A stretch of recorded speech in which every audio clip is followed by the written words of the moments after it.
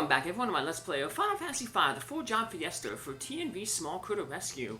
Last episode, we ended up back in TNV's wall, right outside Tycoon Castle. But the map looks differently. We're going to learn all about why the map looks differently and what exactly happened. Exdeath said he was trying to return the world to its normal state, so maybe that's what happened. So we'll learn more about it in this episode. But first, we're going to grab Boko here. And turns out Cara can talk with chocobos, so she's like a Disney princess. She can talk with animals. Apparently, Boko has gotten married to a chocobo named Coco. But even though he's now married, he's still going to leave with TNV on this adventure. And Coco's going to stay back with the pirates. So we can visit them later. We will. There's a reason to come back to the pirate cave later on, once we get Faris back in our party. So we'll come back to the pirate cave and talk with Coco and the pirates again. But in the meantime, we're just going to take off on Boko. So there's not a lot of places for us to go, even though Boko does open up some areas to go. The game is still kind of railroading us into a certain area. So, we can now head north of Tycoon Castle. There was a river there. Now with Boko, we can cross it. And we don't need a bridge to do it. Still no enemies on the overworld. We won't get enemies. I'll tell you when we get enemies, but we're going to have a boss battle first. So yeah, we can cross over there. There's the pirate cave. We got the canal there blocking the way. So we're forced to head over this way, and we're gonna end up near the village Tool. Hey, there's the airship down there. Tool, we haven't been here for quite a while. It's the first village in the game. And some of the people have changed dialogue, so let's go talk with them, hear what their opinions are. And this person confirms that everything outside the village is different. There's a strange turtle monster that lives in a cave to the west. It is not the gill turtle that we could not beat back in Galuf's world. It's a different turtle. Spoiler, it is not a monster. But the people here, I guess, even though the wind isn't blowing, rumors are flying very, very fast. Because the people here found out that Faris was actually Princess Sarissa. And they know all about the festives going on at Tycoon Castle. So even though I think we're the first people to visit here, don't you feel like the geography somehow seems different now? Well, yep. Now weapons, armor shop, and magic shop still sell the same stuff that they did back in the initial world. So yeah, no new equipment or spells to buy. And if we tell this guy that now we're a beginner, we can get some new information at the beginner's house. And that kid is still running around the flower bed. So we head back to the beginner house. They let us know about the mime job. We don't know anything about the mime job yet. It's not a job that we were able to get yet. So, it's a secret job. The mimic job. Spoiler, that mimic job comes from that one piece of the water crystal that we weren't able to get. Remember when the crystal, when the tower, the War's Tower sank? One piece of the crystal was up on the one ledge that we couldn't reach. That is actually the mimic job. We'll be able to get that later. It's a little side quest here in this world. But basically, mimic is kind of like the bear job. But we won't use any of those because, hey, we're locked from using them. So there are some rules in the 4-job Fiesta that do allow you to use the freelancer and mimic job. So even the people here know about Faris being Sarissa. But yeah, the pirates are all gone. They're back at the pirate cave. So, like I said, we'll visit them later. But just to save time, rather than visit them now, we'll visit them when we have to go back there with Faris. Well, you don't have to go back there, but it's to complete a side quest. So we're going through this little passage right here. It reminds you of the beginning of the game when we were... after we rescued Lenna and Galuf. But, uh-oh, we fell down a hole. In the beginning of the game, we were able to jump over those holes. Now, yeah, we're were going too fast. And TNV blames Boko, but Cara's like, hey, it's not his fault. And TNV's not being nice. He's very angry for some reason. And I get a little angry. Well, I can't say I got angry. It's just a video game. But knowing my luck with games, this antline here casts the Discord spell, or the Sonic Wave spell in this translation, on TNV, which cuts his stats in half, which is really bad because I wanted him to be my main damage dealer. It would not, the stat cut in half wouldn't have affected Cara as much, because she's mainly going to be a healer using the terrain. The problem with the antline is you can keep using that Sonic Wave over and over and over again, and basically like reduce your stats to basically nothing. So to prevent him from doing that, I cast the Berserk spell on him. So now all he's going to do is attack, straight up attack. He's going to attack a little bit harder because Berserk increases his strength a little bit. So to mitigate that, we're going to cast Armor on Cara, because she still takes some decent damage. And we also cast the Image spell. Image means the next 2 physical attacks on her will miss automatically. So that's really, really good for some future bosses. You can shut down physical bosses. And then when she needs to, she can just heal. But she won't need to heal too much with that blinks the Image spell on and the Armor spell. And TNV can pretty much take care of himself with the Drain Sword. So yeah, he'd be doing double damage if we weren't cut in half, but the levels weren't cut in half, but we'll still take the antline out. Just takes a little bit longer, but we finish it off. And we're going to get our a new party member here. Oh great, and we're stuck. So it's just a matter of just waiting things out here a little bit. One of those scenes like with Ziza's sub, where you just have to wait for something to happen.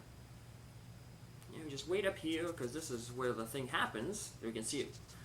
A rope appears. Who do we know that had a rope? Well, if you remember back on the northern mountain, when Faris tried to save Lenna, she fell down. But she was able to climb back up and toss the rope across the gap to allow us to reach her and Lenna as well. So yep, it's our good friend Faris. Princess Sarissa is back to rescue us from this hole. The antline hole. Remember the antline? We saw that in Final Fantasy IV. But no sand ruby here. But no one has desert fever here. The only problem we got is Faris being mad at us for leaving her behind. Apparently the life of a princess does not suit her. But she will rescue Boko, and then TNV and Cara will head on up. And she will rejoin our party. Same stuff, so she'll be the dancer yet. Same equipment. So. And now at this point we can kind of start running into enemies. But we won't run into enemies because we're on Boko yet. And Boko, remember when you're on your Chocobo, you don't encounter random encounters, so. But we're gonna get thrown from Boko pretty soon. Yeah, it seems like every time we end up with Boko, we don't spend too much time with him. So, here's Faris confirming that she doesn't like being a princess or doesn't feel at home as a princess. She'd rather be adventuring with her pals TNV and Cara. Lenna, though, she's left behind. So, and that's going to cause a little bit of a problem for our party for a little bit. Because we'll be stuck adventuring with just 3 characters. So this is why I had that, the Geomancer job on Lenna. Because she's not going to be in our party, and we don't want anybody else using that job. It's already mastered. We want to try to keep mastering other jobs, so it'd be useless to have that job on one of our characters because it's already mastered. So there's our party back, and we were told that there's a cave to the west here. You can't go north. You can only go south, and if you try to go any more west, that mountain range blocks it off. So we're stuck heading into this cave here where some turtle monster lives, but we're gonna find out that it's not a monster. It's our old friend Sage Guido, who has been turned on his shell. We'll flip him over. Donk. he is going to let us know about what happened. So, sorry, I flipped over and the wolves merged back into one. And when I flipped over, I can't do a thing. Oh, we saw back in the, when we got rescued from the hole by Faris, Cara had a splinter inside of her. She said it was hurting. That's going to make an appearance here. But for now, Guido was telling us about the legend, that the world was split. According to the legend, 1,000 years ago, TNV's world and Cara's world were together as one whole world. The worlds were one? That's right. Why was the world split into two? To seal off the power of the void. The void? Yes.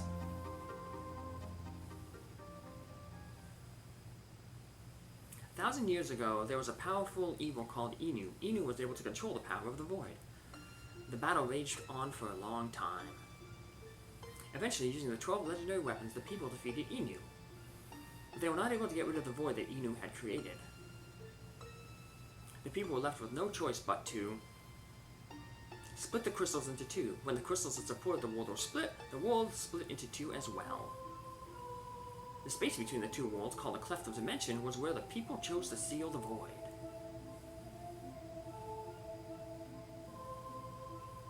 So what Exdeath said was true, returning the world to its original form. But the crystals are gone. The wind won't come back. And neither will the blessing of the earth or water, nor the power of fire.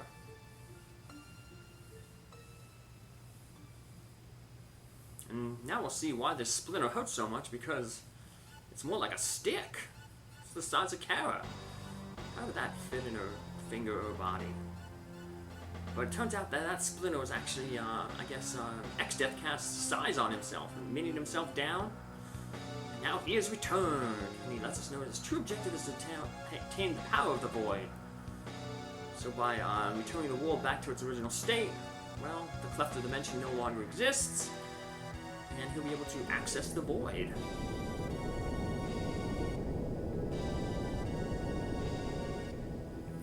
Told about that weird split. The sky was looking weird above Tycoon Castle. Apparently that is the entrance to the Cleft of Dimension. It's beginning to appear in this world, and unfortunately it's going to pull up Tycoon Castle and all the people living there into the Cleft of Dimension. So this is why we won't have Lenna in our party for a little bit, until we're able to somehow rescue her from the Cleft. We got more important matters to deal with right now, and that is the resurrected Exdeath. And I guess Lenna really made a difference in our party, because we were able to defeat Exdeath last episode, but now we're unable to defeat Exdeath anymore. Unfortunately, we're gonna have to rely on Sage Guido to come to our rescue. Exdeath, I guess, maybe he's like a Saiyan in Dragon Ball Z, where after he's defeated, he becomes more powerful. He gets that power boost. Because now Exdeath knocks out all our party. Also, there was a typo there. A few times it said that Lenna was talking, but Lenna's not with the party. She's over in Tycoon Castle and then pulled up into the Cleft of Dimension.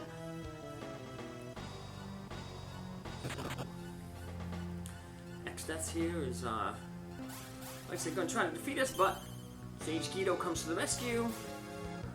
But Exdeath still has some tricks up his sleeve. So he decides to basically cast this big explosion, and that's going to open up more of the world to us. But it's going to mainly advance the plot by putting us where exactly we need to be. Fools, wahaha. In one of the translations, Guido says, like, what do you think I've been doing, just eating pizza? I guess as like an inside joke to Teenage Mutant Ninja Turtles, where the Ninja Turtles like to eat pizza. I wonder what turtles eat. I don't know. Never had a turtle. But we flip Guido back over, and he sees something in the distance. He sees the ancient library. Well, he doesn't know that, but TNV says it's the ancient library. And Guido has heard about it. What? The legendary ancient library. I see, so it was in your world. You remember the ancient library had half of a book, and then Surrogate Castle had another half of the book? Well, it turns out when the worlds merge, Surrogate Castle is right next to the ancient library. And the Surrogate scholars have already head over to the ancient library.